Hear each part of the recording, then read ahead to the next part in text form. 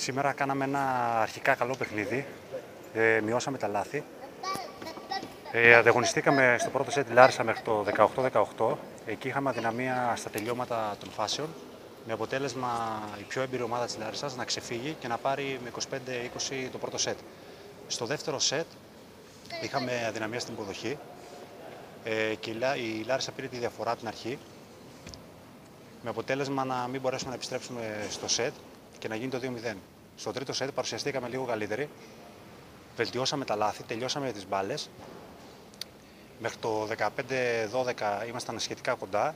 Μετά πάλι λάθη στα τελειώματα των φάσεων στερήσανε το κάτι παραπάνω για το σημερινό παιχνίδι. Ευχόμαστε να παίξουμε στα δύο εναπομείναντα παιχνίδια με το Μεδεών στο Δίστομο και με τα Τρίκαλα εντός έδρας, να κάνουμε 2 νίκες και να κλείσουμε ευχάριστα τη χρονιά.